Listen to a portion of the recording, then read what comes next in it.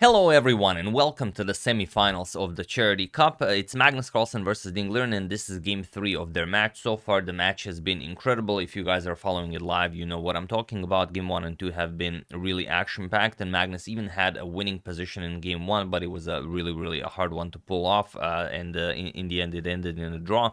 But this is game 3. It's also pretty crazy and it's incredibly difficult to play such a game, and it's incredible how throughout the entire game the position is just always equal if you are a machine. But these gentlemen are not machines, even though sometimes they do play as machines. It's just not possible to play it out that way until the end, as there is the time factor.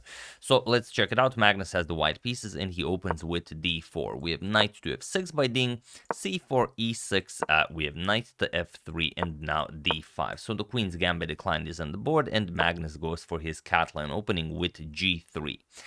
Bishop to b4 with check, we have bishop to d2 blocking, and now bishop back to e7. So this is all very standard, nothing out of the ordinary here.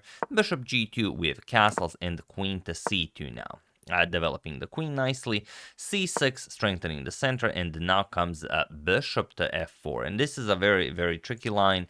It's not a new move, it has been played before. Usually people just castle here, but Magnus goes for bishop to f4, and the bishop will be better placed here than on d2.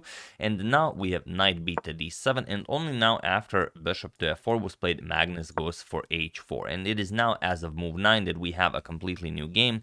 Magnus grabs more space on the king side. Maybe he's interested in further advancing the pawn, maybe he's interested in keeping the rook on the h-file, maybe he's not castling king side. So Ding will have to find out. Ding plays b6, he's ready to develop his light square bishop, go after the c4 pawn, knight to c3, and now bishop to a6. So here, as the c4 pawn is attacked, we have c captures on d5, we have a trade, captures on d5, and now Magnus does castle king side. We have b5 by Ding, trying to dislodge the knight from c3. We the b4 move, and Magnus stops pawn to b4 by playing a3. We have rook to c8, now the knight cannot move, the queen is on c2, and rook f to c1. Bishop to b7, now preparing to further advance those pawns. A5, b4 of course is the threat, and now queen to b3, just moving the queen away from the open c-file and going after the b5 pawn. So a6, Ding defends it, and now knight to a2. Remaneuvering the knight, offering a trade of rooks along the open c-file. So first rook to c4. Ding says, all right, if you want to trade, you can capture, and then I will capture back with the d pawn or with the b pawn, depending on when you capture it. For example, if rook captures, we're going to play d captures on c4, attack the queen. And okay, it's not a pass pawn, but it's an incredibly impressive queenside pawn chain. So instead, after rook to c4, we have e3. Now Magnus will play bishop to f1, or maybe knight to d2 to dislodge the rook from c4, force Ding to capture with rook captures on c1, h6, and now knight to d2. So now the rook is challenged, you have to play something. We do have a trade on c1, captures, and now queen to a8, freeing up the c8 square for the rook, and then the other rook pair will get traded off as well. So here Magnus plays bishop to c7, and this is quite a journey this bishop made from d2 to f4 to c7. The bishop is actually going to a5, then to b4, and then well, you'll see. So here, rook to c8, putting the bishop on the only open file on the board, the rook, and bishop to a5. Now, we have knight to e8, and now comes queen back to d1. We have knight to d6, and now finally, rook captures on c8, queen captures, and bishop to b4. So Magnus, for the moment, prevents this knight from coming to c4, as the bishop on e7 would hang, but Ding has another knight. He plays knight to b6. Now this knight is coming to c4, as this is a beautiful outpost for the knight. Now Magnus could play b3, but then he's also giving up the b3 square for his own knight, and it's if you don't have to play it, then you will wait with this move as long as possible. Once you push the pawn, you can never unpush it. So here, knight to c1 and knight b to c4. So this is now a monster knight, and Magnus has to address this somehow.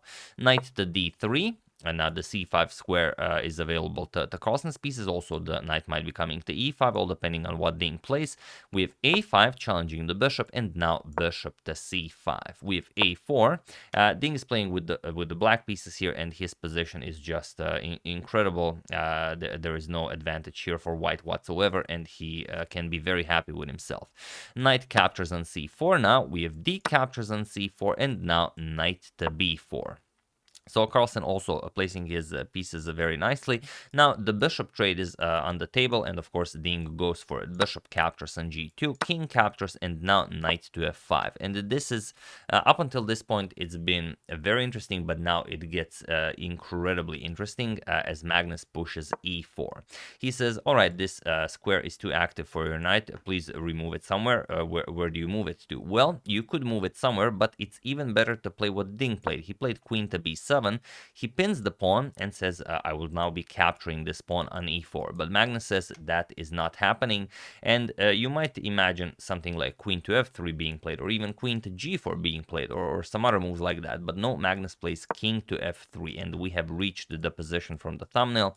So he defends the e4 pawn with his king, and that is not just weird, but also it's really awesome to see. So how will Ding play this? He pushes e5. He wants to weaken the bishop on c5, because of course if captures, then you're going to lose the bishop on c5.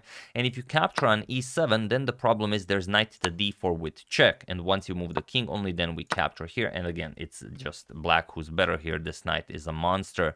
You have a 3-2 advantage on the queen side. It's if anyone is winning this, it's definitely black.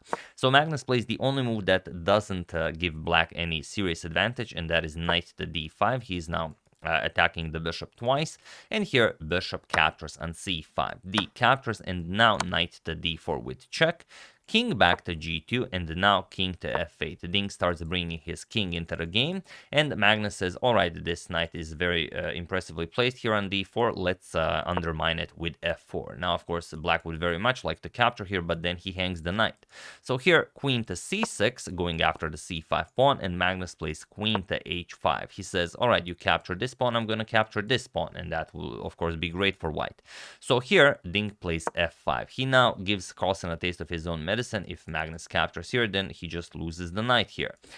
So f captures on e5 instead. We have f captures on e4, and now Carlsen's position is incredibly difficult to play. And in fact, if you don't find it the only move on the board, you're just a lot worse. And Magnus, of course, finds it, but it's not an easy move to spot. He plays pawn to e6. Now he's threatening checkmate on f7, but also it's just that he's giving up a pawn. So here, Ding captures it, and now comes Carlsen's idea. Knight to f4. Attacks the queen. You can see that the knight can also reach the g6 square, but there is also a lot more in the position, because Ding just plays queen to f5.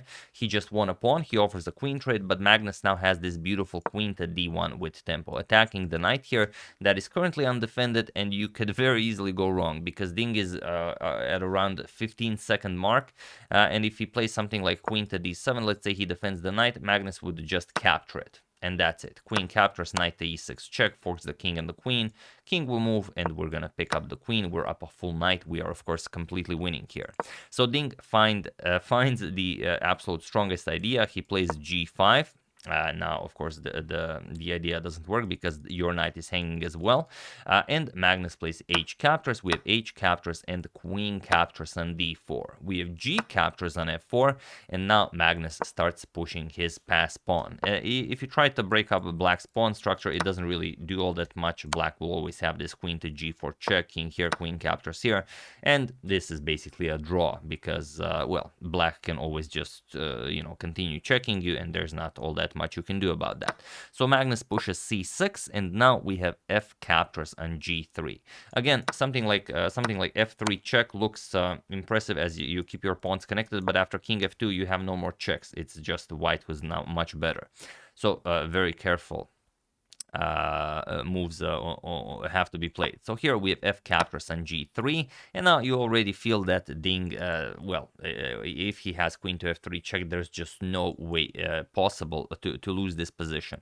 But Magnus just continues pushing c7, and when you're down so much on time like Ding is in this game, and you see this pawn advancing all the way to c7, it just seems like a very, very scary thing. And also the problem is, if you play queen to f3 check now, then king to g1, and all of a sudden, how do you continue this with black? There's no this check, the queen covers this, the queen covers the f2 square, there's no queen to d1, the white queen also covers that, so what can you play? There's simply nothing you can do, and white is threatening promotion, so white will be winning this game.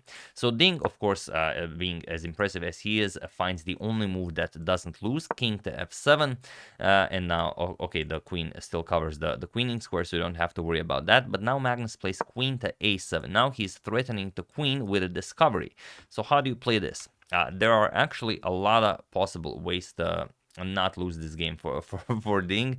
Queen to f3 now being one of them. You could also play king to e8. You could play king to f6. One move you cannot play is the move that Ding played. Ding played king to g6, and this is now a problem. So you might think, okay, what's the difference? King g6, king f6. There is a huge difference, but feel free to pause the video and try to find the only winning idea for Magnus while I give you a couple of seconds, which is basically how much Ding had.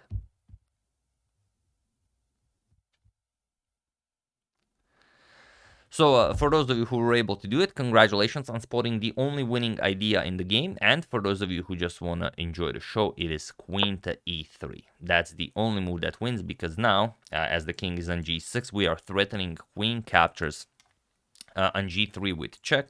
Also, we are preventing ideas like queen to f2, queen to f3. All of those ideas are simply insufficient, as our pawn is one square away from queening.